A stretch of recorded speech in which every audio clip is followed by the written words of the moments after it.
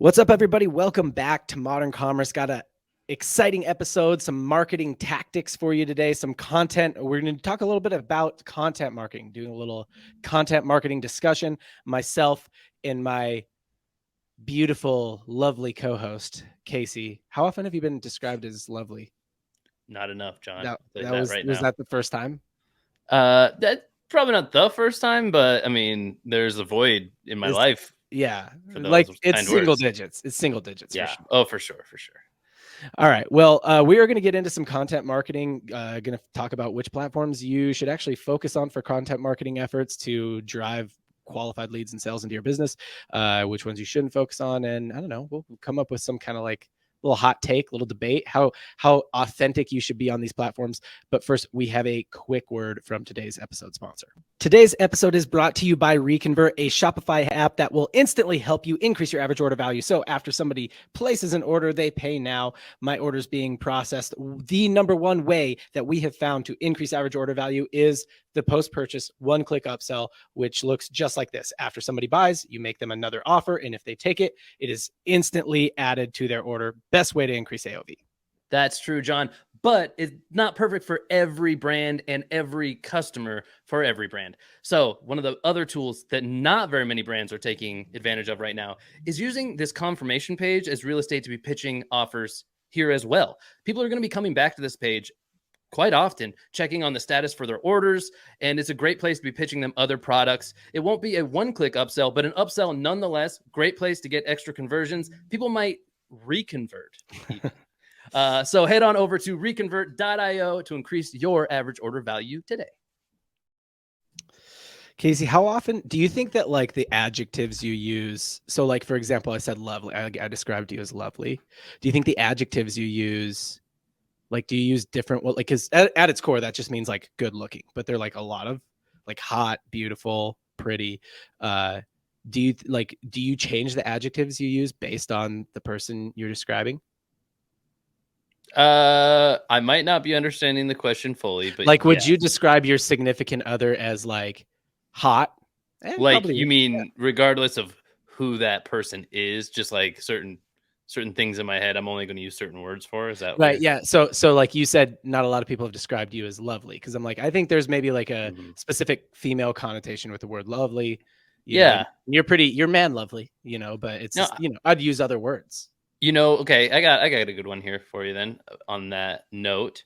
So the word attractive, I think, is interesting Mm-hmm. because the word attractive means that you think That's like a like, catch-all.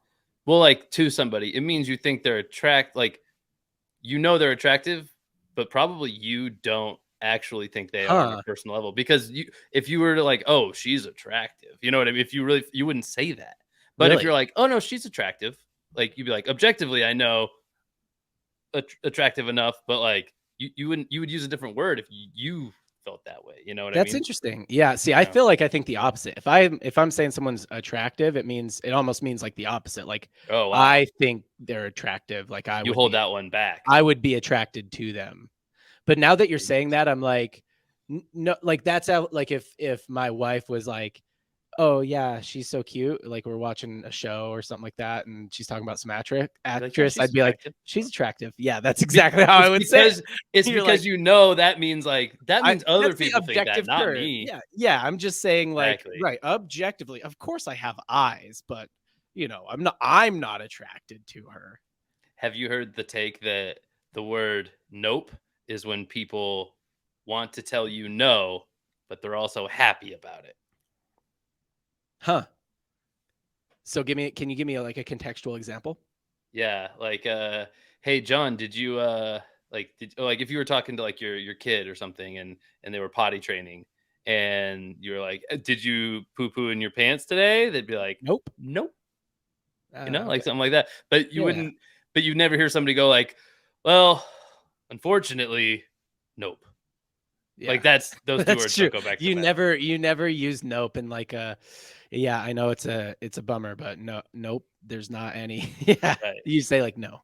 Yeah. Exactly. Yeah, because that hard P sound, like the hard P sound makes it inherently happy. Right. Right. I Right. think it's Right. because P's are also in the word happy. That's my theory. Yeah. Like if My if working a theory that I just created right now. Yeah, it's good. We don't need It's to science. test those theories. Yeah. Yeah, science. Talking about speaking of testing, did you mean to do that Ooh, transition? I didn't. I don't even think I brought up testing, but I guess I Yeah, so did. we do. But We don't need I to didn't test mean those. to. No. Yeah. Speaking of testing and theories, testing is what we do a lot of in marketing. But I wanted to hit on so you and I, because we're from this background of e-commerce and direct to consumer, we have this tendency to like really talk about paid media a lot, right? Like, or we talk about organic, but from a creator's perspective, right? So we're like, Right. are you a creator? Are you a media person? Or like, are you a brand? If you're a brand, then you're running paid media, right? Like, it's like either in our brains, it's either like you're either advertiser or you're publisher. You cannot be both. That's ridiculous. Right. Come on. But it's not, right? Like we've even had Lewis from Patrick Adair Designs on, who when they launched their brand, they thought they were published. They just thought they were YouTubers, and Right. the way that they were monetizing was with these things they were creating on their YouTube channel. And turns out they made a whole bunch more money doing that than they did, from any other YouTube, like any other publishing revenue. So that's called content marketing.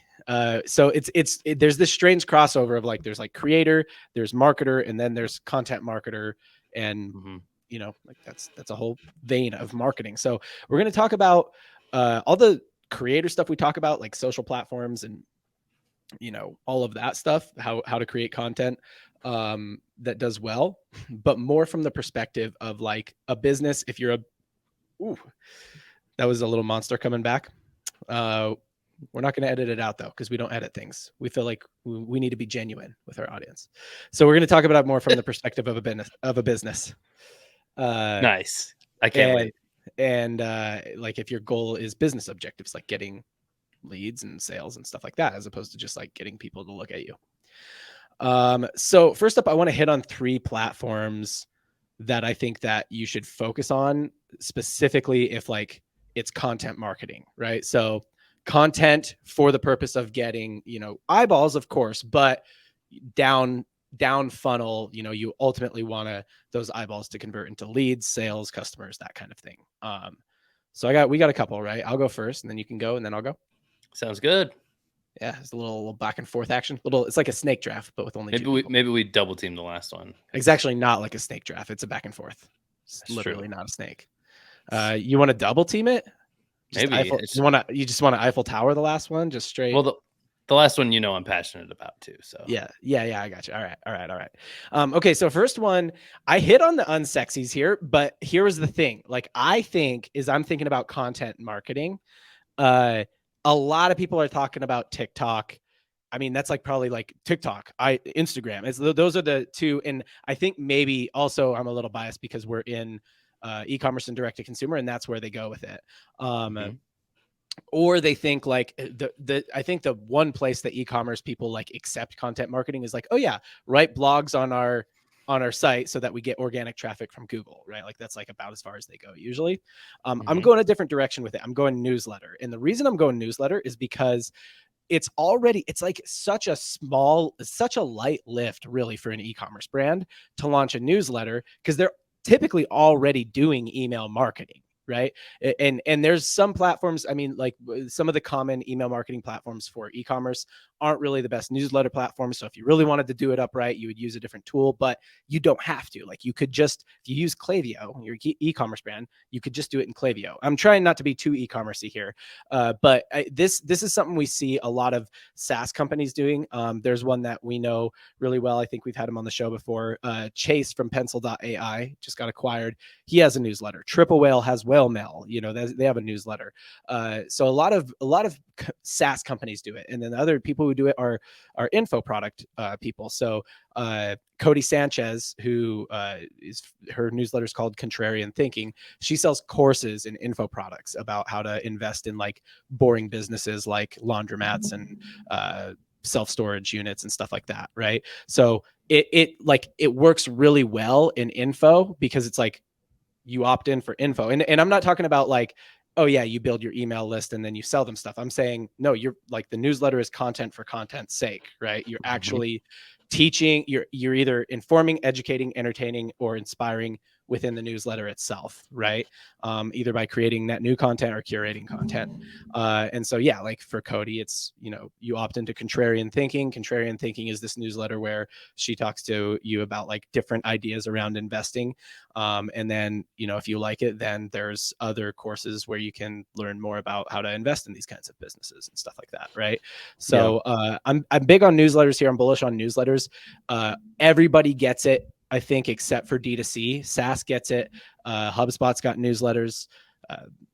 Info gets it. I mean, maybe enterprise, whatever, sales doesn't get it, but D2C specifically, I think that there's an opportunity there as well. So like, for example, we kind of know the brand I work with as a fractional CMO is Ondar.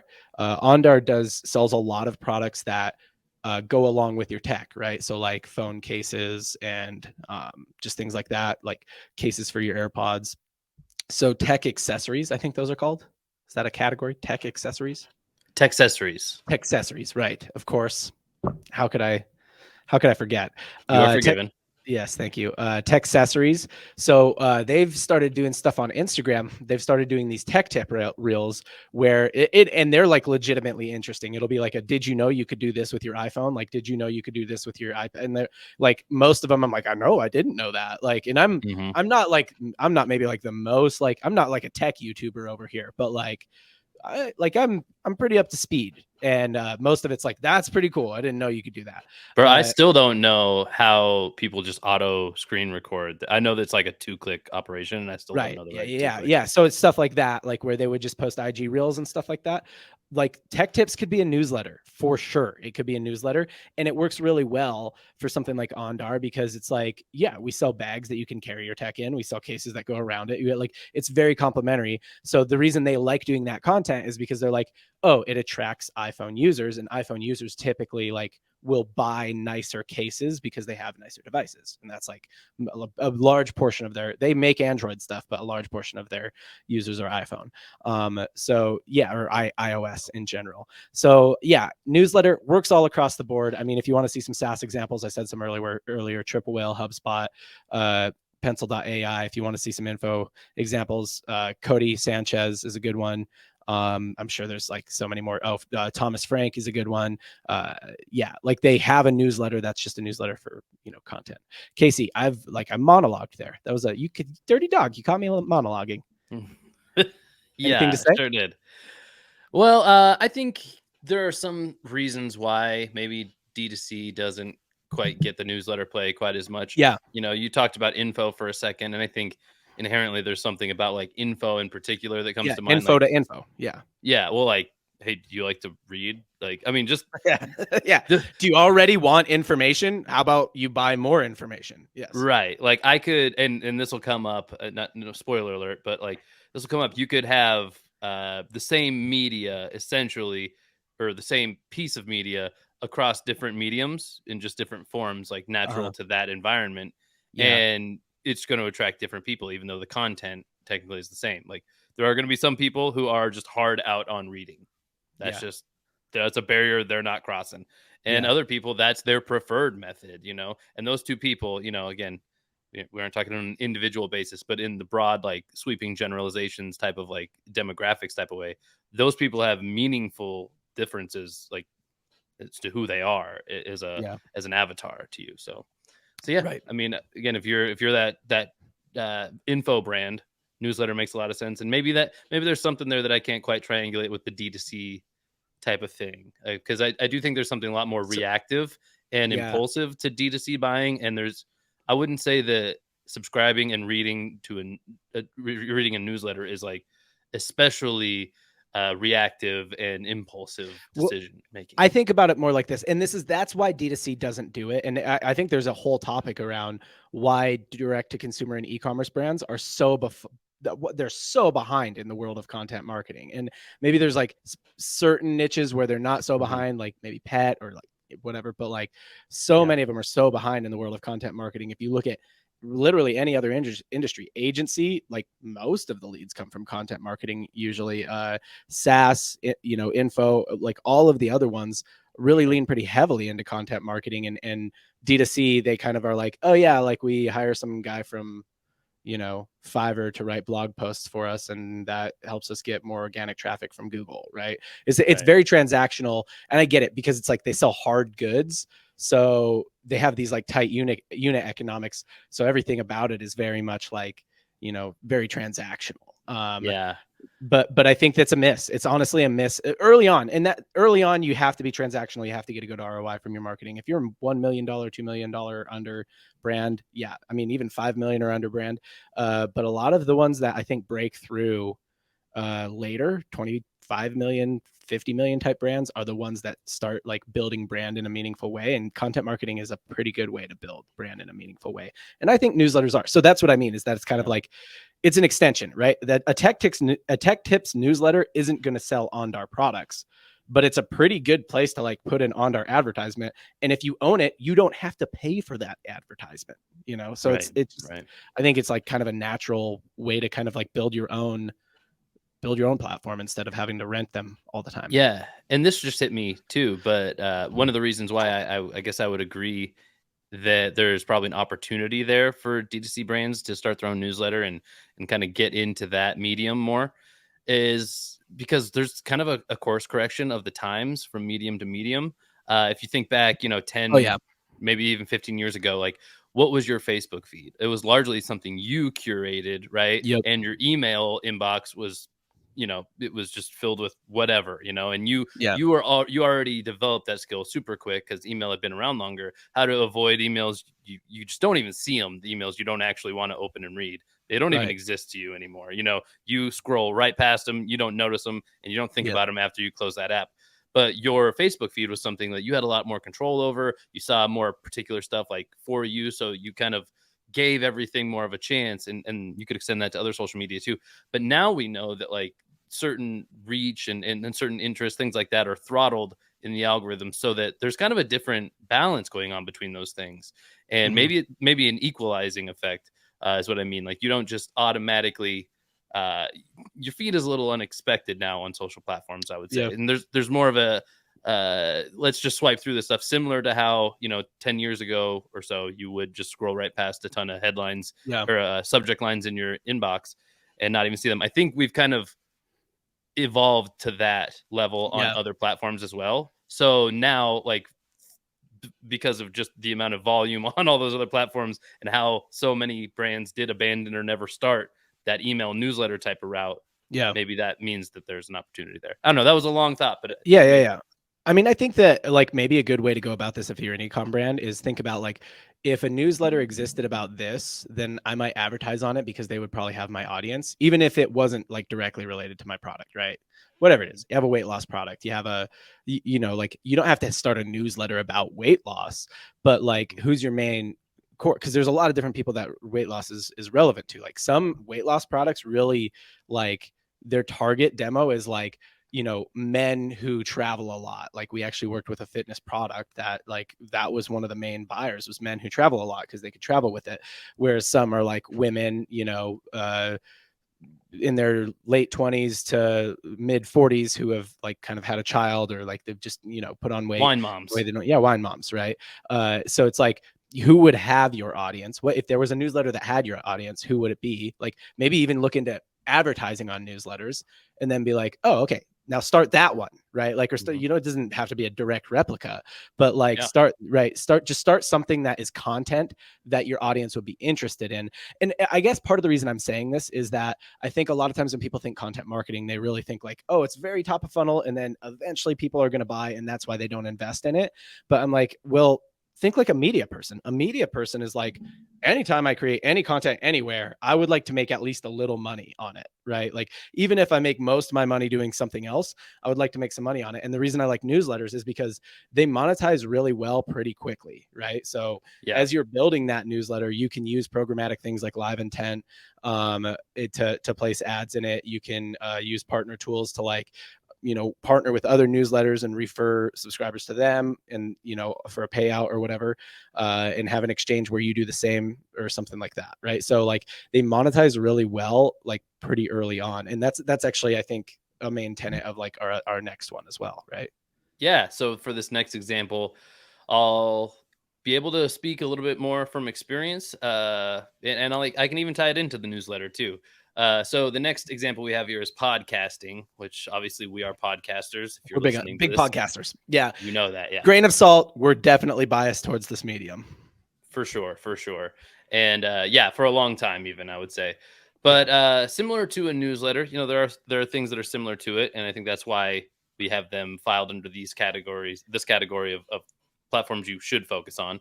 Podcasting also monetizes pretty well Yeah. early on. Like it's one of those other like programmatic types of things you can just get right into Yeah, for and the just most just to part. be clear, when we say programmatic, what we mean is like everybody's familiar with like ads that run the pre-roll ads that run on YouTube. Everyone knows that YouTubers get paid for those. The other platforms have that same thing. So newsletters, there's some tools like Live Intent where they can put ads into your newsletter for you. You don't have to go sell it; they'll just put it in there. Podcasting has the same thing, but many podcast hosts will just place ads on your podcast and they'll do a rev share with you.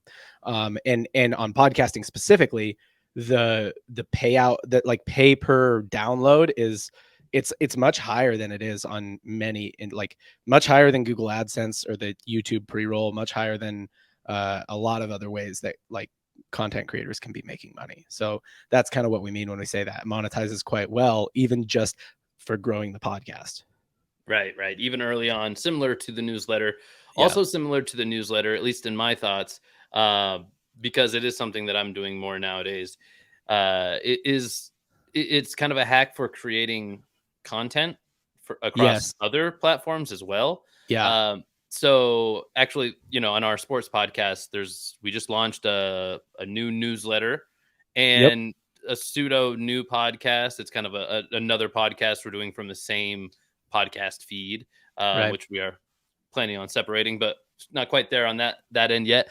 But actually, the flow I have for that is I get up, or I do it the night before maybe, and I write a newsletter on the topics that I will eventually be talking about. That newsletter goes out in the morning, then I podcast about those topics. Yeah. So I basically already have my thoughts laid out. So if you make any kind of content around like podcasting or any kind of video content, really, unless it's live, you might be aware that like you don't get all of it in one take. Usually, a Right. lot of times it can be kind of a hamster wheel. So when you already have your thoughts all the way laid out, I gotta say that I usually do kind of get what I need to on film in one take, which is a huge like Yeah. boost to just creating content. And the fact that you could, I mean, and that's just me taking a newsletter that I made and bringing it to podcasting. Just almost reading it, honestly.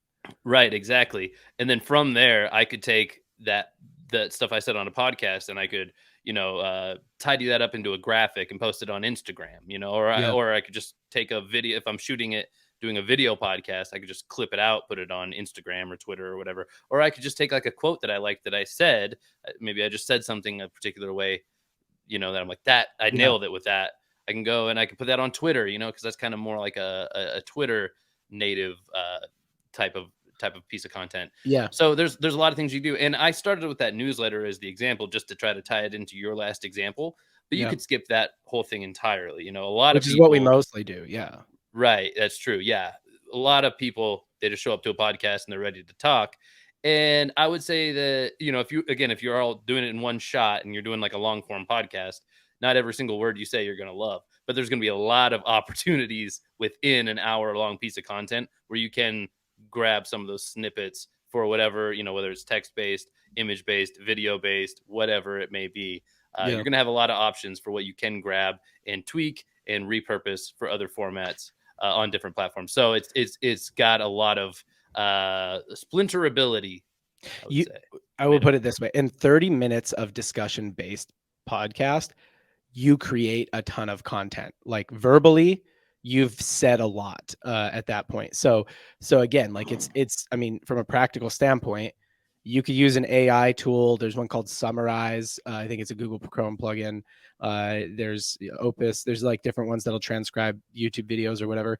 You can use an AI tool to transcribe that and edit it down into a newsletter, right? So you could start a podcast, go to a newsletter, Totally. and then you could also just turn some cameras on, right? It doesn't have to be beautiful, but you could turn some cameras on, take video, and then now if you do 30 minutes or an hour, like you probably got 10 to 20 reels in there, maybe more, honestly. You've got plenty of IG reels, you got plenty of TikToks. So I like podcasting because it's like it's a good base medium to then be able to like really create content across every platform with really minimal lift. And when it comes to video in particular, what's maybe the most common type of video content out there in the world, just generally speaking, no particular length of, duration of video, reaction videos are huge. And Right. assuming you're not doing a solo podcast, there's going to be a lot for you to react to just in a regular conversation between 2 or 3 people, which we do a lot of that. Yeah. And it's no surprise to us. Like there's some kind of crazy reaction every 10 minutes or so, probably, because you don't know what the other person's going to say or bring up or show you. And the way you react to that, those genuine reactions are tough to recreate, Yeah. and they can be huge, especially when considering this next point I'm about to bring up. When it comes to having guests on, Yeah. Sure, I could say something outrageous and I could have at John J.H. Coyle react to it, and that could be a clip, sure. But if we happen to land, a really well-known guest, we've had when we get it. You're talking about when we get Elon on the pod. Yeah, when Elon's on, if I said the same thing, he's going to make his 4th appearance here pretty soon. So right, parallel universe type of stuff here. Like if I said something to you and made you react, and it was a cool reaction, that's awesome. If I say that same thing to Elon and he reacts in just the exact same way, no offense, John, but it's way more awesome, because that in and of itself is like now a piece that we own, a thing that we can use, repurpose everywhere. And if that's a 2-parter, because I kind of skipped over the fact that like you're building a network by having guests on your show all the time, which podcasts are great for. It's a very common format. A lot of people get it nowadays. They know what it is. They know what to expect. They feel pretty comfortable just jumping in without a ton of context. Like, yeah, no problem. I'd love to come on and talk about that, especially other people who are already in media, super receptive to that. And then like I said already, if you do happen to get a bigger fish and then something actually happens, I mean, you have all of the makings for like a viral video, an explosive piece of content on some other platform as well. Yeah, and here's the thing that I think is maybe under so 2 points I'll make. I wrote this actually in our Modern Creator newsletter today, right? So if you're a creator or content marketer, you should subscribe to that. It's moderncommerce.live/creator. So moderncommerce.live/creator. I wrote this. So I said, number one, here's why I think every creator should podcast, or every content marketer should podcast. Number one, you can punch way above your weight in terms of collaborations. So everybody wants to be asked there. Like people like to be on podcasts, even your dream creator, right? Someone who would never accept collaboration on an Instagram post, somebody who you'd never be able to get on a sales call or whatever, right? Like everybody likes to podcast. Most everybody. We're rarely turned down. Now, given there is some level where we can't punch up above our weight, like we haven't gotten Elon on, and we probably won't, at least for a while, right? But you can punch way above your weight. I have 4,000 Twitter followers. I've had somebody on the podcast that has 170,000. Our sports podcast has 1,300 Instagram followers. We regularly, we have reoccurring guests that have 100,000, 200,000 IG followers. So like people are just down to be on a podcast. And even those people that they don't have to say it out loud. You can pick up on it right away that they're like, oh, this is like something, I don't want to say special, but something like this feels big, because everybody, it's normal to feel that way when you're like, oh, these are my actual thoughts.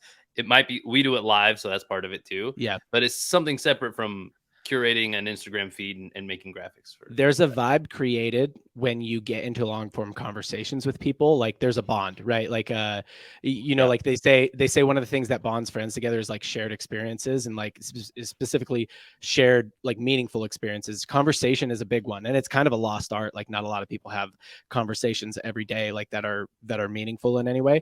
So, Yeah, that's a big one. So another reason, and like that big creator that's way too big for you, or that big influencer, that whoever, like someone who's totally in your niche and has your audience, and that you can get them on the pod when you wouldn't otherwise be able to get through them to them anyway. And when you repost the content and tag them and that's normal. Like they expect it. They expect that kind of clipped content is going to come out on TikTok and on Instagram and on Twitter and stuff like that, and they're sharing it. Like that's they expect that, where they normally wouldn't reshare any of your stuff.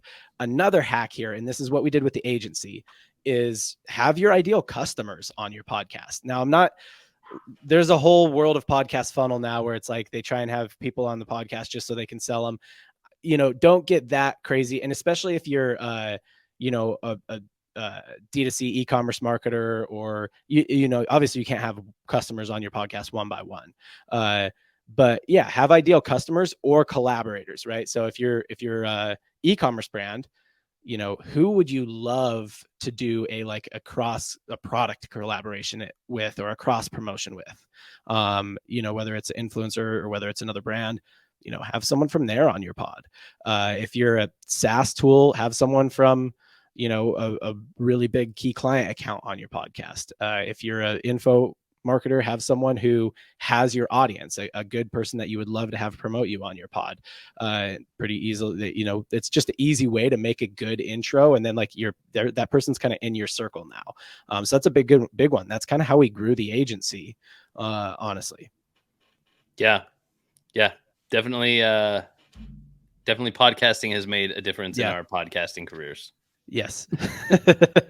That's a good one. So I will give one more example here, because I think this one's lost again on D2C market. I feel like I'm like just shitting on the D2C marketers today.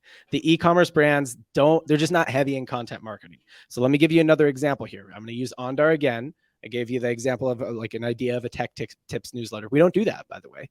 But one thing we are doing with Ondar is we are launching a podcast.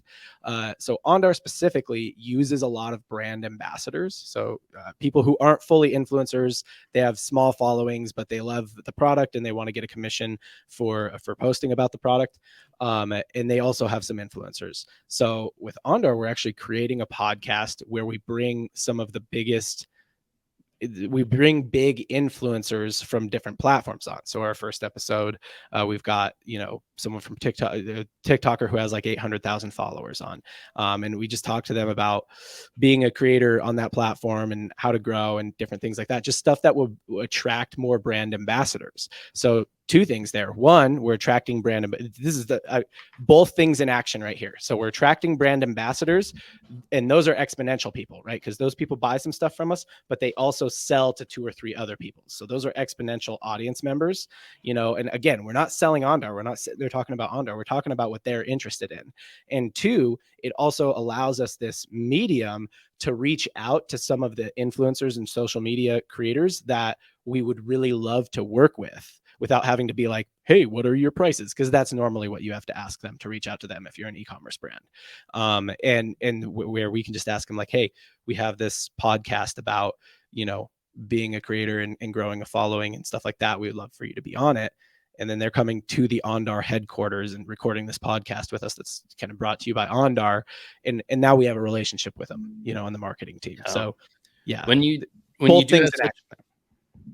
do have such a transactional approach to content, meaning like each piece has to be worth its own weight in value, basically, or otherwise we shouldn't have made it. Yeah, that's a lot of times you can end up throwing the baby out with the bathwater with that kind of mindset. So something that comes to mind here, it's not exactly relevant to this exactly, but it reminds me of the talk with Josh Snow way early on in the ModCom podcast. And I think it was actually before we had him on in a conversation that I just will never forget. It was a particular collab he did, or talking about the biggest collabs he did. Yeah, Floyd Mayweather, Gronk, other ones. He talked about those ones as in like they don't need to ROI necessarily. And that sounds crazy because those are the ones he's spending the most money on. And we're not saying they didn't, but he looks at it as an easy decision because they don't need to ROI on that big thing. And you go, how could that possibly be the case? Well, the cool factor of Floyd Mayweather or Rob Gronkowski or somebody like that is, yeah, you're going to make some sales based off of it. So it's not going to be a total clunker probably. But what it does is it draws in, is this boulder that you drop into this Yeah. pond, and it creates all this gravity, and it just makes all the pebbles, the smaller influencers, those micro influencers, or Yep. people who could be good brand ambassadors for you. They see that and they go, well, I want to do that for that brand now too. So Yeah. you just get the effect of all these people wanting to do it, maybe taking lesser deals than they normally would, or just it's just promoting buzz around Yeah. everything you do. And if you looked at that just one to one, was this worth doing? Did we ROI on this directly? Maybe the answer is no for some of those bigger deals. Yeah. But at least in Josh Snow's mind, the indirect effects are way outweigh the the cost of landing somebody like a Floyd Mayweather or Rob Gronkowski. Yeah. Have I ever told you the story about like signing a deal? I was a semi-professional athlete after college. For anyone listening who didn't know that, Casey, I know you knew that. Yeah. Did I We'll ever talk tell you about the it story anyway. about like how I signed with the shoe company that I signed with? I'm not sure. Refresh me. Yeah. So I signed with I was looking at offers from Brooks Running, which is like a really reputable running shoe company, Right. and Skechers, which is not a very reputable role. And it's Right. Skechers. Like you just chuckled when I said it. Like it's Skechers. They're not a Famous for the reputable. slip-ons, Yeah, basically. Yeah. yeah. They're not a reputable shoe company in any category. Skechers was offering me more money, but I legitimately would not have taken it had they not had someone running for them who is the current U.S. champion in the marathon and a former Olympic silver medalist or Olympic Yeah. bronze medalist. Yeah, like That athlete they had legitimized one. it to you. Exactly. Yeah, I wouldn't have taken the money because I'd have been like, it's Skechers. Everybody will laugh at me. Like, Right. also, I'd have no trust that your product is good, even though they sent me sample product. And I'll be honest, like they definitely didn't have as good a product as Brooks, but it was usable. Like it wasn't unusable. And they had Mep, right? Like they had that guy who legitimized the whole thing, and they signed a lot of guys like me doing that. A lot of Right. guys about my level they signed doing that, and it was a great and then they just leveled up, right? So one one big like well-known person that endorses your brand can bring maybe sales. Yes, they can bring sales, but also that person can bring a lot of legitimacy to your brand, and podcasting is a great way to meet that person. I couldn't agree more. There we go. All right. Next thing, this is one you wanted to tag team. So you take the front, I'll take the back. Is YouTube. So tell me why content marketers at brands should be focused on YouTube. Well, especially if you subscribe to the point we just talked about, which is podcasting. Really, really tiny lift to turn an audio only podcast into a video podcast. Yep. Which every point we've made thus far, I think, even to the newsletter, how you can repurpose stuff and take the essence of one thing and use it somewhere else. That all becomes true to a whole nother degree when you have a video podcast to pull from. Because like we said, if you're going to clip something out, like sure you can clip out audio, but how many times have you heard an audio clip somewhere other than like an audio platform? You're not, no interruptive place is that going to really have the same effect as a video that goes right along with it. Sure, you can use something else, but it's not the same thing. So I would say the main reason why you should be on YouTube is because you should be doing some of these other things anyway, and it's really not that much harder to just make it a YouTube video style podcast, because everybody is aware of what YouTube already is. It's not some new like path you have to build a road to. Everybody knows where YouTube is. It's good. It's decent for. I don't want to take whatever else you want to say. I'll pass it to you, and we can whatever you don't say that I have left to say. I'll so I heard somebody. So from a content marketing perspective, what is my goal? I need to just get in front of my audience, right? I need to get in front of my audience, and I need to do a couple things. I need them to become aware of me first, and then I want to build some kind of affinity with them second. Because what that eventually leads to is likely more sales and leads. Okay, so think about YouTube as a platform. Somebody said this to me the other day. No, they didn't say it to me. I think I heard it on a pod. So I think I heard somebody say There are people who are famous YouTubers, right? Mr. Beast. Right. You could almost count Joe Rogan, right? Like, I mean, that was where his podcast started. Most people call him a famous podcaster, and he was already kind of famous before that. But like, YouTube is what really made him Joe Rogan. Sure. Right. So you got Mr. Beast, you got Joe. There are people who are like, you call them YouTubers, you call them the platform, right? Like, it's like the Right. Kleenex of platforms. They're creators, that's what they are, but like, they're famous for being famous on that platform. Are there any famous Instagrammers? I mean, you think of like Instagram model type of people and There's Instagram some that are, influencers. yeah, there are some that are Right. well known for sure. And like, when he said that, I'm like, I mean, I can think of one who, like, it's her only platform and she's pretty big, but like, we're talking, she has 1.5 million followers. Right. Mr. Beast gets 20 to 30 times that many views on every single video. Like, Yeah. not like famous, you know. The numbers are insane on YouTube at the highest level. Right. Hundreds of millions of views. And that's every platform. No, there's no famous Facebookers. There's no famous Twitter. Like, there's people who've gotten big there. Like, don't get me wrong. There's plenty of market on every platform, but again, everyone is on YouTube. So if you're thinking about places to run a content marketing strategy, YouTube is a good place because you're discoverable by your market there. They are there, number one. Right. And number two, it's an incredible way to build affinity quickly. In a 7-minute video, 8-minute video, 15-minute video, even a 5-minute video, you can really quickly build a lot of affinity, right? So you've got discoverability and affinity in this one quick spot. Now, YouTube is not easy. There's a lot of people trying to crack it because of everything I just said. Right. So, don't take it lightly. But yeah, I mean, look, light lift to do a podcast, and then not that much more lift to clip your podcast up into shorts, and not that much more lift to clip your podcast up and edit up a 5 or 10-minute segment that's really good content from it, Yeah. and then you can get into totally YouTube native videos where you're informing, educating, entertaining, or inspiring, and creating content that would just be attractive to your audience. So yeah, I'm more or less on board with YouTube. And then again, like, wherever you're first, right? So what I would think of is, like, where's our, like, first creation point in content marketing? Like, is it the newsletter? Is it the pod? Is it YouTube? Is it Instagram? Right. So for Ondar, it's Instagram, and that's actually kind of making it challenging because it's like, this is one that's like very specifically designed to be like beautiful photos and stuff. But where's your first creation point? Then kind of rotate from there, right? So if your first creation point is YouTube and you're doing this thing where it's like, oh yeah, I'm going to break down, this thing that will be interesting to my audience, right? So if you're Triple Whale, I'm going to do a breakdown of, how this e-commerce brand grew 500% year over year for the first 5 years, right? Pretty easy to turn that into a newsletter. Again, same thing I said with podcasts, transcribe it, create a newsletter out of it.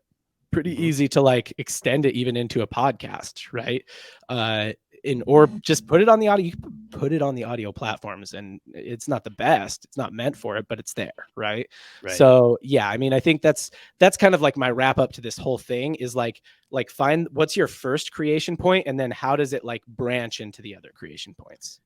Yeah, and I would say particularly for YouTube, because you mentioned how it is competitive, and I agree. YouTube is an extremely competitive environment, but YouTube has always been that, if you think about it, in a way that not everything has been. I think, not to go down a rabbit hole really, but like TikTok popped up, and that hasn't been around that long. It's pretty competitive, but I would say that kind of lessened some of the competition from like Instagram, because again, getting your time machine, there was a time when Instagram was life, that was like by far the cool platform to be on, and now that's at least up for debate, and it's that splintered across a few. Same thing with Facebook. I mean, wow, we got to go back even further for that one. But there was a time when you're like, I can't believe I can go on the internet and find my friends and meet new friends. That's crazy. Whoa. Friends that they're friends with from their new city. And Who's now this it's guy? basically And you could stalk boomers who they were yelling maybe into the dating. void, right? Like it's just it's a whole other thing now. But YouTube essentially has remained the same sort of thing that it always was. So it's competitive, but I think similar to the newsletter advantage that I pointed out earlier, I think that the shiny object syndrome has gotten certain creators to go other places and focus more on TikTok or Instagram or Facebook wherever they might be. But YouTube's always been the constant, and the platform itself has some notoriety that the other ones don't. You know what you bargain for when you click on the YouTube app. Yeah. You're going to be watching some videos, when you swipe through Instagram, you don't even know that that's the case. You might see pictures, you might see videos, you might see all different kinds. You might see all different kinds of stuff. YouTube is a little bit different in that way, and it's a little bit more of a given. Like, hey, these people are creators, and they're trying to make something you would like, as opposed to other platforms. I guess sometimes it feels like people are making stuff like for their own feed. I don't know. I think so. Yeah, I mean, a couple things, a couple kind of closing thoughts on YouTube. One, if you want a really great example of how somebody is using YouTube for content marketing, I brought her up earlier. I'll bring her up again. Cody Sanchez. So it's CODIE Sanchez. She's got like 600,000 or 700,000 YouTube subscribers.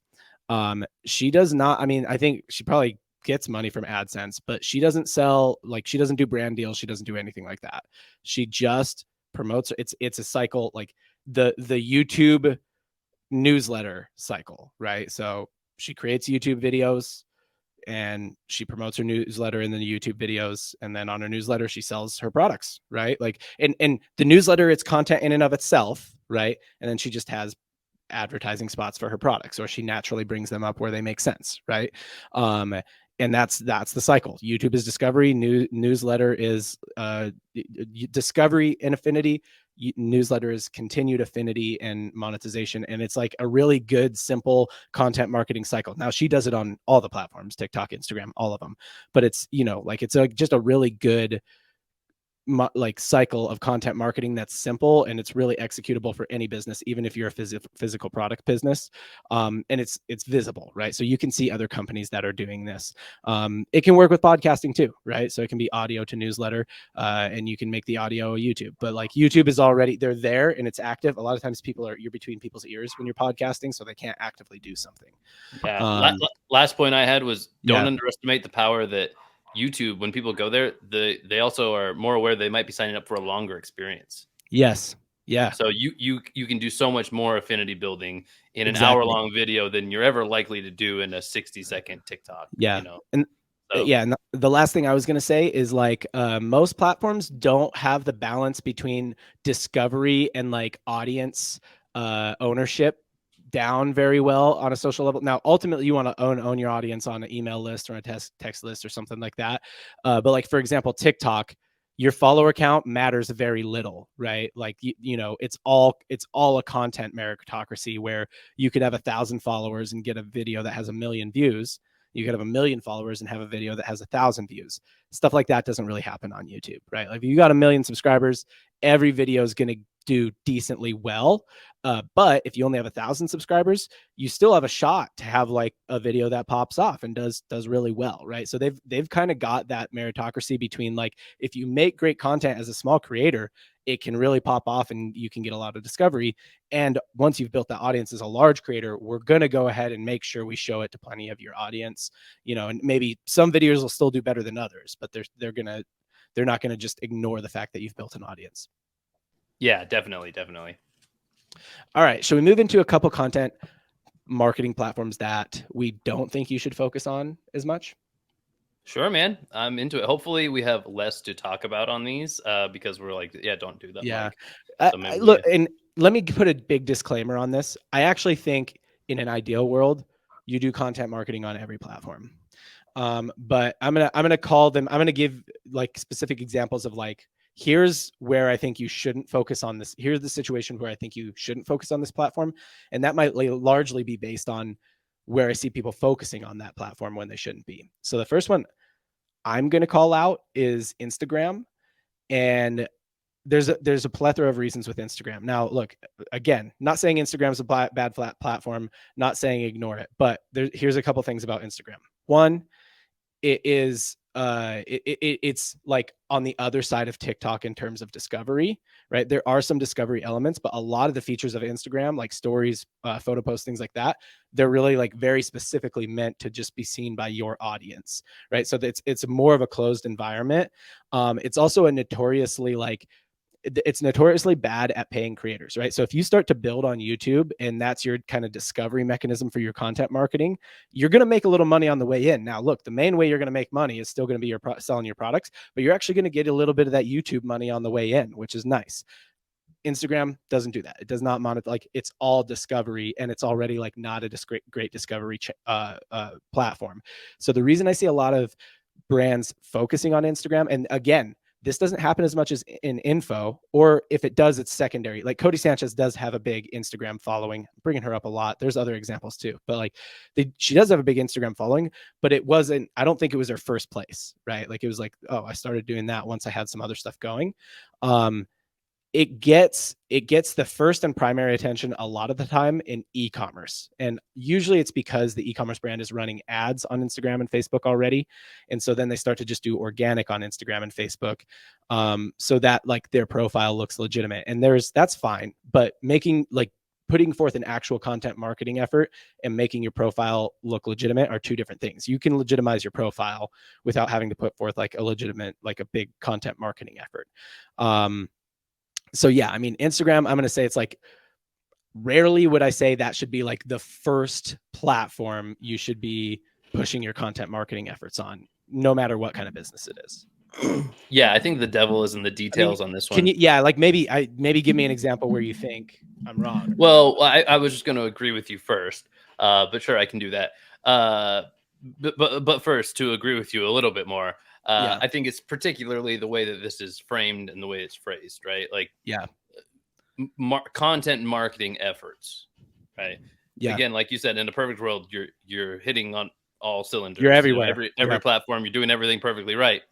I think specifically what we're saying here is like, right, don't avoid IG, but IG might be a better spot for some of that just like branded material, which I don't know, not everybody agrees, but like that's in my opinion, like anytime I put marketing into something, I'm looking for the ROI. I'm looking for something to like pay off. And in our experience, like stuff that's overly branded isn't exactly the best marketing materials. Yeah, Not Instagram always. might be a really great place to send people, like once you've already got them on an email list, like to build more brand affinity. For a lot of brands, I actually think that, like, if you've got them on your email list already and you're starting to build some affinity, if they follow you on the gram, like you might get a lot more affinity from them. I'll put it like this: we've done a lot of agency work and just kind of like work for hire stuff with brands. Yeah. I think that a brand book, a lot of times from those brands, to make sure that you're doing everything by their branding, is almost redundant as long as they have an Instagram for a certain type of brand. You know what I'm talking about, right? Yeah, like, their Instagram already has the vibe. Did you just screenshot the like last, like your grid? Like, because that's basically what it is when they that's their mood board. Their mood board is like, this is basically your IG. Exactly. And I think that that's actually like in our time in agency and being so ROI focused, again, it like maybe we almost don't see the forest through the trees a little bit. Yeah. Because that is an important piece, but I wouldn't necessarily file it under marketing. So again, to your point, IG might not be the most content marketing focused platform for sure, although there is content that matters. But yeah, use the right weapon for the right tool for the right job, right weapon for the right job too. I guess if you're trying to cause damage, but but okay. So for instance, like tell me I'm wrong. Like, give me an example where I'm wrong. Yeah, I think that this one, and do you mind if I just break into the next couple platforms as well that we have in this category? Sure, yeah, we can start because I think that the best example would kind of be between all of them. So in the same category where you probably shouldn't focus most of your content marketing efforts, we also have LinkedIn and Twitter. I'll stop there because particularly LinkedIn and Twitter, they're not going to have the same reach. There's just not as high user like rate as an IG or Facebook or even a YouTube. It's not going to be the case. You know, Twitter seems like it's all that matters if you're on Twitter every day. But as soon as you step away, you realize, like, I think only like 60-something% of people even have a Twitter account, much less like are active on it. Right. Mm-hmm. So, but what those things are good for, and I will kind of lump IG in with this one as well, is for niches. LinkedIn, of course, obviously like B2B as well. Even Twitter, like you have your Twitter's popping. Yeah. Twitter is kind of like was the kind of starting point for all of our organic efforts. So yeah. And I would just lump IG but it's in a with niche, that, right? kind it's of. A business niche. Yeah. Right. And that might be kind of where we talked about like the IG influencer. You know, maybe Yeah. the heyday of the IG influencer is over, but like, where did you go to get business contact info for an IG influencer you might want to work with? You know, Right. it's a niche to go find like a certain type of thing, and B2B in that way, where essentially they're acting as a business, and if you're a Yeah. business who wants to work with them, that's where you go to find them. So there's a discoverability in that way.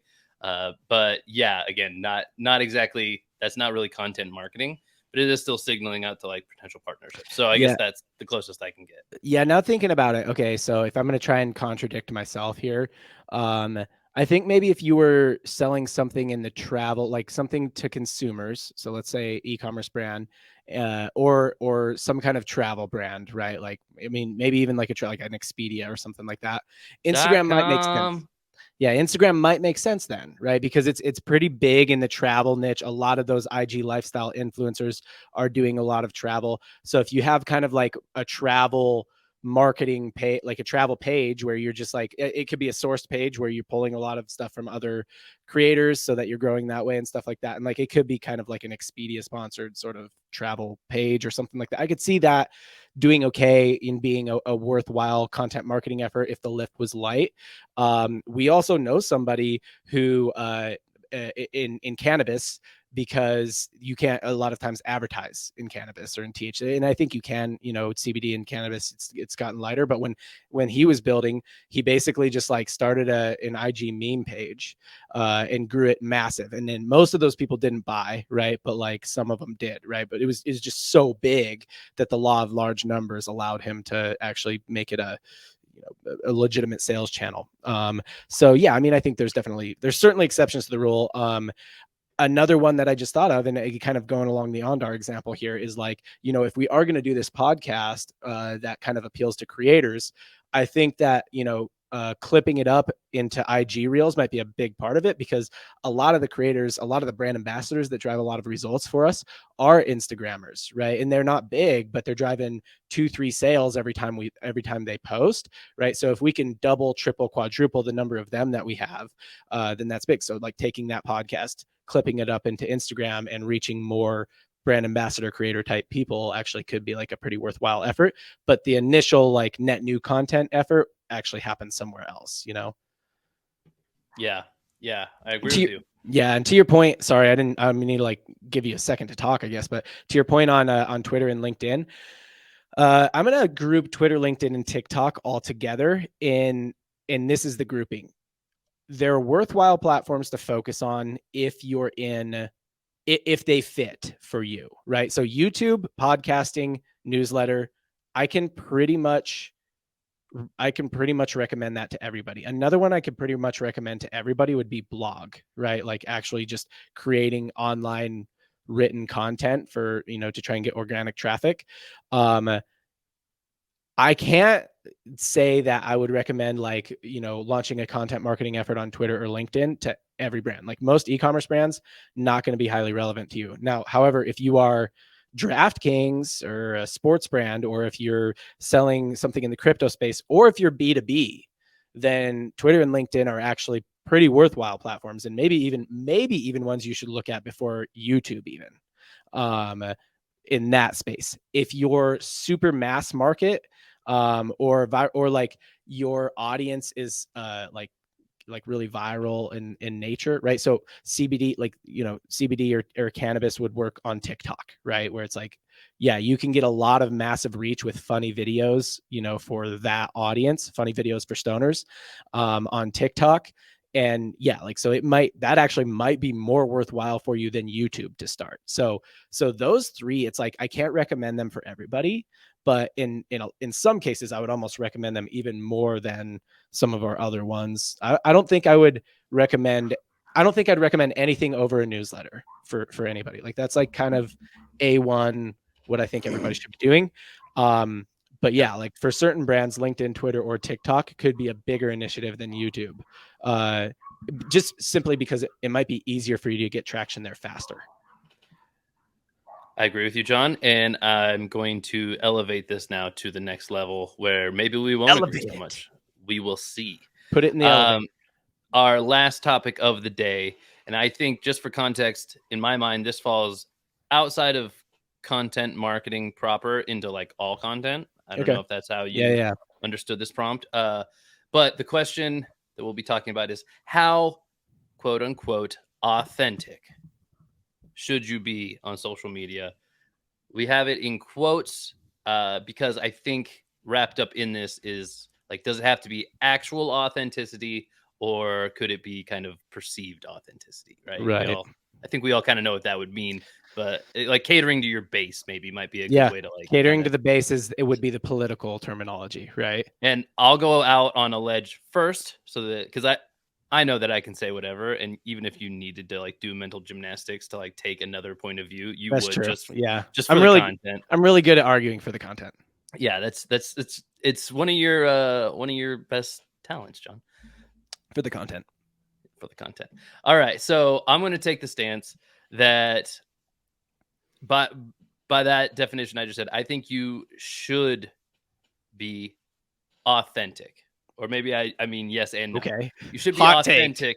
You should be authentic if what that means is you should be trying to stay on brand to your base. I Oh, guess I kind of okay. broadened that So in a that sense, you're definition a bit. like, you should cater to the base a little bit. So, in another way, I guess I'm saying you should be inauthentic. But also, if you are a brand, this is where Oh it yeah, gets yeah. So complicated for because me. it's content marketing, the episode's about content marketing, so it gets Right. a little bit easier to say like, of course we should be like your strategy in content marketing should be to create content that attracts. Like in a sense, it's almost like easier for you to do it when you're a brand. Mm-hmm. Uh, and then whoever it is that's creating that content that works at the brand, it's almost like, well, it's your job to create content for them, not to create whatever kind of content you want to create. And that's kind of where it comes to mind too. If you're a brand, what does authentic even mean? Because Yeah, if you're a company of 40 people or even way smaller, yeah, take it down to 4 people. The yeah, odds of you sharing opinions on every single topic and sharing values straight across the boards between even 4 people essentially is zero. yeah, That's my personal belief. So to be authentic is kind of a range. It's a spectrum. How authentic might be? You could say something that you wholly don't believe in, yeah, and I guess I'm saying you shouldn't do that. That's kind of what I'm saying. The example that comes to mind, and I think maybe this is kind of the example we need to nail down the actual stance that either one of us might have on this yeah. topic. I'm going to bring up Bud Light because there's Okay. pretty famous now boycott going on without putting Ooh, any we're gonna wax a any little political here. yeah, well, to not put any of our, not put too many of our own opinions in on this, I think it's Right. a pretty objective thing to say that Bud Light seemed to make an interesting move Right. in some of their partnerships. Mhm. In their own words, they're trying to break out of their base. They're Do you want trying to maybe to just quickly attract a new audience, quickly right? summarize the Yeah, for somebody essentially, who isn't up to speed on this? Yeah. right. There's a controversial partnership between Bud Light, who has, for I don't want to misspeak, but for a while, let's just say a while, nice generic term. For Yeah. a A while, while. they've been the For a number while now. one. A minute. They've for a while now, yeah, for a minute. Bud Light has been the number one beer brand in the country, in U.S. Yep. They just recently fell to number 2 to Modelo. That happened within this week of shooting. This happened Right. in the last 7 days. So kind of a big deal, or maybe not. Up to you to decide. But that happened definitely in part due to this partnership that sparked a ton of controversy between Bud Light and a transgendered influencer named Dylan Mulvaney. Mhm. Basically, again, not putting my politics into it, but as I understand it, Bud Light's core, buyer group, their main avatars, that didn't vibe with them very well. There's a lot of political reasoning behind it, Yeah. but for whatever reason, they don't mesh well with this particular influencer. And I think that's kind of the last straw that breaks the camel's back. I think it's been this kind of thing that's been going this direction for a long time, and now I no longer agree with the brand, and I'm taking a hard stance. Yeah. So some of their biggest buyers no longer purchase their product, hurt their bottom line. I'm going long on it, but that's essentially the cliff notes on that. Yeah. And I would say in that circumstance, Bud Light kind of did the wrong thing. You can call it authentic, call it inauthentic. I don't know Yeah. I which way mean to label it that's a anymore. great example of like, what if you as a brand and all your team members as a brand, like that was like kind of one of your core beliefs was like, whatever you want to call it, I don't want, again, I don't want to get political, but whether you want to call it inclusion or openness to that, like progressive, like that's one of your core beliefs. And that's like authentically you as a Mhm. brand, and it represents you and your team really well, but it doesn't represent what you sell. It doesn't vibe with your demo. I mean, you got a decision to make there, right? Like, it's like, well, you're already kind of like selling to a whole group of people that you don't agree with, right? So Mhm. should you make content for them, or should you make like the kind of content you want to make? And this is at the individual level. A lot of creators feel this, right? Like, for example, Right. a lot of times I want to talk about something on Twitter. I know it won't get any engagement.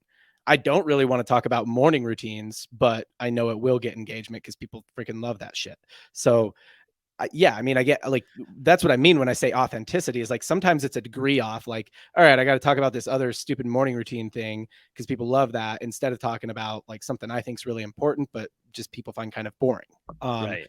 where here we're talking about like a big extreme, like kind of, do you feel this way or this way?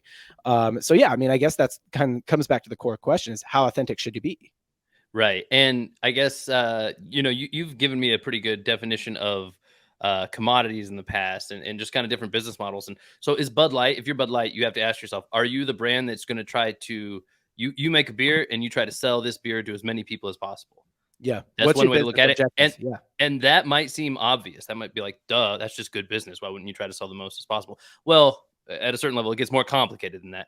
But Mhm. the main reason why not is because Bud Light and Budweiser, they've cultivated an image, Mhm. so that's why the authentic, inauthentic language kind of breaks down to me is like, yes, it would be authentic. Of course, it's a good business model to try to sell beer to everybody. But certain business models actually are more like, we make beer for these type of people. You Right. know what I mean? And forget beer, for we make shirts for, if I wear, shout out to True Classic Tees. Yeah. Basically, they make good fitting t-shirts for chubby dudes. Yeah. And I'm a chubby dude. And Yeah. I'm like, hey, that's awesome. If they started changing all of their branding to like skinny models, types of like, 1990s And you'd be fashion like, I models don't type think thing. these shirts are for me. Yeah, I'd be like, even if they were the same exact shirt, I'd be like, hey man, like this feels like disingenuous, maybe inauthentic to Yeah. what I perceived as your branding, and that's why it resonated with me. So again, I'm making the authentic word useless here because I'm seeing it from both sides. But that's how I think the Yeah. Bud Light drinkers looked at that situation. You guys are actually being inauthentic here, and it's so obvious you're just trying to go after more market share, and that doesn't rub us the right way. So, and then even in the other mindset, let's just try to sell as much beer as we can possibly to whoever. Did you just shoot yourself in the foot by kind of looking away from your core demographic and trying to reach too far, and you just didn't understand the playing field well enough? I Yeah. think either way, at this point, at least in the short term, it's been an objectively poor move. We have no idea what happens in the long That term if could this is a play out. great idea 10 years, 5 years from now.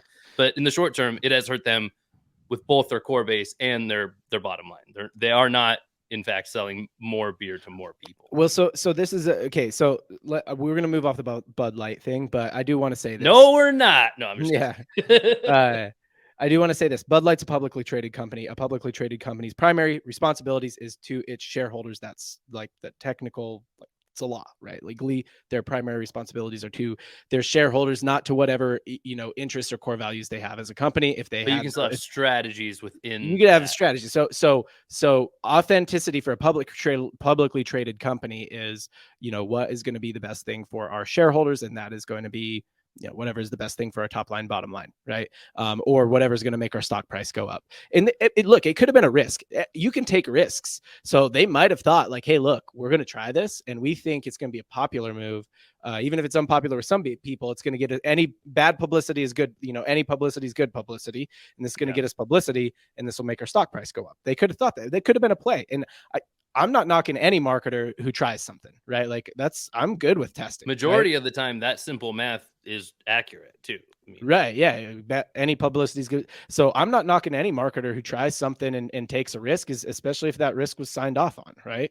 So, yeah, I mean, look, and that's just looking at it from a pure business standpoint. Politically, I'm not either going to lean either way on this. I'm just saying, as a marketing play, it's like, hey, at least it was big and at least it got eyeballs. right. There was that. What was it, good or not good? Yet to be seen. But, objectively in a short term, probably not the best thing for their shareholders. Their stock price Right. is a If little you bit were trying lower. to look So at it subjectively, I would urge you just to give me your subjective take. If you were a shareholder pre this yeah. controversy. So I think that if I'm the head of marketing at Budweiser and I'm saying our authentic self is as a brand, I have to disconnect myself from this, right? I have to disconnect. I'm looking at the, and that's kind of what I just tried to give you, is basically saying like, okay, what do we need? Like what is it that I think we need as a marketer? We need eyeballs, and this stuff that we've been doing to like really cater to our core. It's just there's nothing that we've hit the ceiling there in terms of like leveraged eyeballs, right? So maybe we need a publicity stunt. Okay, so that's what I'm saying is like, is it the best thing for the show? Maybe it was a risk that didn't pay off, but I Right. could see myself making the same call. Does I that make guess sense?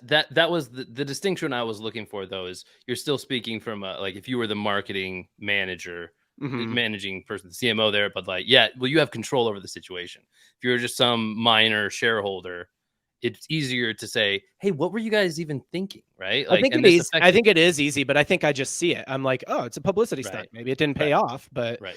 like I could see myself making the same call. I would have been very upfront about it. Like, look, guys, we're taking a risk. Like, am I putting my career on the line for it? No. If you guys don't want to do this, fine. But here's a publicity stunt that I think it's going to get us eyeballs for sure. Right.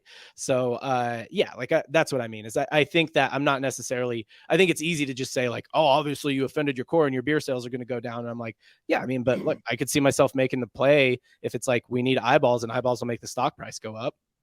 I Right. could see myself making the call. One more question on this lane. I think we both agree that the landscape has shifted quite a bit since, like, Mm-hmm. multiple generations ago at the very least, right? Like you just said, no publicity is bad publicity. At a certain point in time, I think that was largely true, Yeah. 99.9% true. I think in today's world, it's less true, like per occasion. A little cancel Maybe culture. maybe it's still 90% true, but that's it's quite a reduction, really.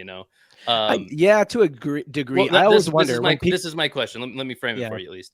My question is, do you? I guess I'll start there. Do you believe that it has shifted since the 1950s, let's say, and do you think that it will continue to shift, or if it has, have we kind of reached somewhat of an equilibrium and we all kind of get the new rules of the game, a la cancel culture type of stuff like this, I where always in authenticity kind of is a big factor. I always wonder about cancel culture because I think there's, if like a platform actually bans you, that's one thing. So that's not what I'm talking about here. I'm talking about like, canceled by the masses type of thing. I almost always Right. wonder if like, does it actually just get you more visibility when you get canceled? I'll give you an example. So, some like really smaller kind of niche creators in the like internet marketing community uh, pulled this stunt really. So Dan Henry, and I can't remember the woman and this is like now a bad example because I can't remember her name, but I had never heard of her before this. So they did this thing where she was like, I'm going to try and get canceled. And she started out really like, kind of mild and stuff like that. I'll link it up because I feel bad. I can't remember her name now. But I'll link up the video in the description of the podcast and of the description of the YouTube. It's really good. So she starts out doing some kind of mild stuff, doing like semi-controversial tweets like pineapple shouldn't be on pizza and stuff like that. And then she just gets progressively more and more until she goes to this park with like some like kind of controversial statements on signs, and she starts yelling these controversial statements. The police get involved. There's like some kind of the details are very unclear, but like there's some kind of altercation. She ends up getting arrested for assault because there was like this person, and she's like, people just don't know what's going on and I can't tell them, and like there's this person who was like really being aggressive to me and stuff like that. So she gets arrested for assault. That all happens. She's like she sells courses, right? Mm-hmm. That all happens, and Dan Henry, who's got more reach than her, realizes it, notices it, and he gets the mugshot and the arrest record. He screenshots and he posts it. And so he's like, hey, have y'all heard of this? Like, look, a lot of his audience had heard of her. And like immediate cancel culture. Like people were just like, they didn't even know what happened, but they just knew this lady got arrested for assault. Right. And like, she was like, I mean, she was like made this video about it where she was like, I could not believe, like, people I'd never even heard of were like, I can't believe you would do that. Like, how did you even know about me before? And then other Right. people were just like, yeah, don't listen to the haters, whatever, do you, right? Like this. So some people are on her side.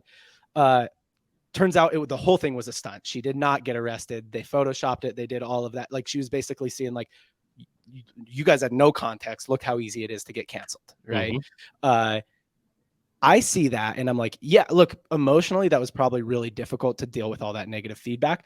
But you're on my radar now, and I had no idea who you were before. And how many other people's radar are you on that you had no idea about, that had no idea about before? And some people just come out of the woodwork supporting you blindly, right? So I always do wonder about cancel culture. Like, does it really, like, I think sometimes it gets people more famous than I honestly don't think that's a hot take at all, and I think yeah, this is actually a great way to start wrapping up this conversation, because I think anybody who's being objective, they would have a hard time saying that getting canceled actually lowers your visibility, at least in a short term type of way. I think it massively increases your visibility because yeah, you're everywhere. yeah, But right along with all the value we've given on this episode, the things that we say are important, those are the things that are actually harmed. Your ability to monetize, yeah, gaining potentially. affinity from the people who are seeing your face more and more, much harder to do. It's going to hurt your networking. There's going to be people who just don't want to be Associated. involved with you. Like, it's going to hurt all of these wonderful opportunities that we've laid out already, that all these different content marketing channels can do for you. That's what I would say is really the drawback. Not, oh Yeah, no, your visibility is going to plummet. I potential. would I say think you it's just have to be aware of the risk if you're like going to get risky with your content at all as a totally. creator or as a brand, because yeah, it'll limit you from some people. Some people probably saw that thing, they never realized there was this reveal that it was fake, and they're just like, I don't know, she's some criminal lady trying to sell courses, Yeah. and they'll never buy anything from her. Other people probably saw it and they had the Celtics reaction to Paul Pierce getting crunk on the live stream. They're like, dude, I vibe with it. I don't know, Yeah. right? Like, Yeah. so like other people are probably like, I mean, look, I'll probably buy her course now. Like, she's out there Right. freaking throwing down. Like, I kind of like this chick. There's some creators who probably don't want to collab with her now, and there's others who are like, I'm in, I like you, right? So Yeah. like, I think it probably like gives you more affinity. Like, it splits it in half or whatever the ratio is. So I mean, Right. back to the question. The question was about authenticity, right? And how authentic should you be? I think the general advice I would give if you're a brand doing content marketing is authentic for your brand has nothing to do, because what happens is people's interests change over time. And this is what happens to creators is like, I've been talking about this thing for Mhm. years.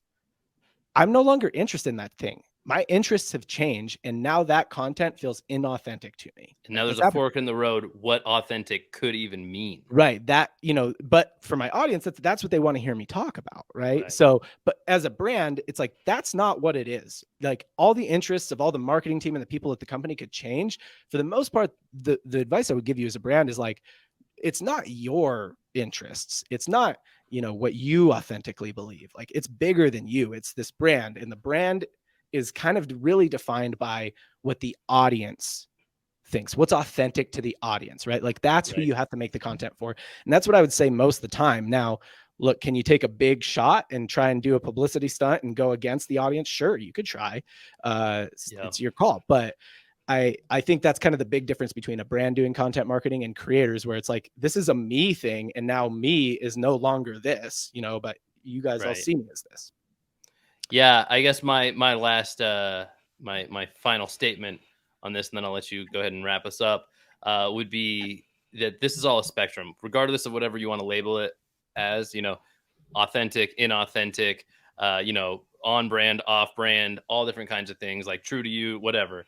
Yeah. It's all a spectrum. And I don't think we're advocating like this is exactly where you need to live on this spectrum. I think Mhm. what is probably the most responsible thing from my point of view is to say, like, be aware that there is a spectrum, and uh try to objectively know like where you're attempting to play within, and maybe just know how you're trying to operate within Yeah. this, and try to make informed decisions. And yeah, maybe that means taking a big risk. There can Yeah. be an informed decision that says take a big risk. But what would be a terrible move, I would say, every time, if you're taking a big risk that you don't realize is a big risk. I think that's a huge. Oh yeah. Oh yeah. Don't. Yeah. You got to measure twice and cut once when you're doing content marketing as a company. So, because you don't get a shot. It's not like ads where it's with ads. A lot of times it's like ship it. We can test it afterwards, right? Like we can test something else afterwards. It's not how it is with it. Like how many YouTubers wish that they could A/B test their thumbnail? But that's just not how it works. How many YouTubers wish they could A/B test that first 30 seconds of their video? That's just not how it works. Like you measure twice, cut once, and you send the best thing out there you possibly can. And that's for any kind of creator, but especially if you're doing content marketing at a brand. I'm going to put one more little bit in here, and that's just a tactical thing that I think content marketing at a brand, it does work in a faceless way. Right. Like, especially, I think this got big when blogging and like, written content was king, is like, you could kind of do it in this faceless way. But I think today in 2023, one of the biggest challenges around content marketing for brands is they're like, well, what content do we make that represents the brand? Because like, who do we put in it? What do we like? At the end of the day, I think honestly, you need some people with faces. People connect with people. And when it comes to content marketing, if it's video, if it's podcasting, if it's newsletter, whatever, like you need some people within your company that others will identify with. And sometimes it could be someone outside the company for sure. But I think the companies that are doing it best are the ones that are using internal people within their company, right? Triple Whale, they basically have a company full of this group of influencers that are like, they work there, but they also just talk about e-commerce all the time on Twitter and on their newsletter, and they write for the newsletter together, and they get on YouTube videos together, and they do all this stuff. And I think that actually works a lot better from a content marketing perspective. But again, as a company, what you have to understand is like, you can't be over diversified in them, or you can't be under diversified in them, because their individual creators and their interests might change, right? So they might not really want to create content about that thing anymore in 2 or 3 years. And if you just have one big one and they don't own part of the company, they might move on. So you have to have maybe either a few creators, or you have to have a dancing monkey who owns your company, right? Like one of Ryan Reynolds. Yes. Yeah. One of your, like a Ryan Reynolds dancing with his thing. Right. So nobody knows what he actually thinks about stuff. Right. Yeah. So if they have equity and they own part of the company, I actually think that, probably one of the trends over the next several years is that every company will have a dancing monkey as one of its owners, right? Is that like their whole job is to just kind of be a creator and be out there creating about that topic. And yeah, maybe they change interests over time, but it's like, they're still an owner. They still have that responsibility. So that's kind of like, one more thing I would say is that I think that companies need to think about content marketing and more in terms of like, who inside our company could do this, right? Who are the faces that we're going to put to this? Because I think that's going to work a little bit better. Casey, you got a parting shot at all? Oh, I'll do a little bit of one, just because I loved what you just said there. I think that was essentially it. First of all, in an episode just chock full of all kinds of content, news and value and strategies, we end on this segment that we call either a debate or a hot take. I think we started it out trying to be more of a debate, but I actually want to jump on that hot take of yours. I think that's a great hot take for the future, that more and more companies will probably have some sort of dancing monkey, might be a little bit derogatory, but yeah, I think some kind of figurehead who is better at portraying an image than they are at operating any level of business within that business. That's a great way to put it. Like, they're a creator and there's other people operating the business. Right. But that's good news for the creators out there. Oh yeah, it is. Right. Oh yeah, it is. Right. Like, you might be able to leverage your creator following into actual equity in companies, which is I'd even go as far. I'll double down on your hot take. Go super hot take. I would go as far as to say is that brands that do jump into that mindset more, it will be, they'll replace the current top dogs maybe if those ones refuse to do it. I don't think, because I think I think something like Bud Light, like taking the big swing, I think maybe they hit, maybe they missed, but that a Ryan Reynolds beer brand might exactly. That's exactly my thing. I don't think it'll be these things that have been propped up for a long time. I think inherently they kind of have an identity of their own that if Ryan Reynolds jumps on board, you're like, huh? What? I mean, it would have to be this big thing where it's like, oh, Ryan Reynolds just bought Bud Light. You know what I mean? Right. I mean, I agree, and I got the dancing monkey thing from another podcast. They were like, every company's gonna have a dancing monkey. So it wasn't my original. That's not my IP. That was, I think, marketing. So I'll shout him out since I used it. That was Marketing School, and I think it was Eric Sue who said it on Marketing School. Like, what's up, Eric? Yeah. Liked it. All right. Well, if you're listening to this on Spotify or Apple Podcasts or Stitcher or Google Play or any of the other podcast apps, please give us a 5-star. The 5-star it actually doesn't help with your rankings. I learned that last week. It doesn't help with your rankings, the ratings and reviews. So I'm not going to perpetuate the lie. I'm not going to perpetuate the lie anymore. Anytime you hear a podcaster say it helps, it doesn't help, but it does. Like, there's in audio, there's like this not feedback loop because you're probably freaking working out or driving right now. So I don't know what you think about this. So the 5-star just like helps validate, like, hey, you're making good content. Or if you give me 1 star, okay, I'm not making good content. So rate and review to give us the feedback. It's very helpful for us. If you're on YouTube, please subscribe to the channel, hit the bell icon.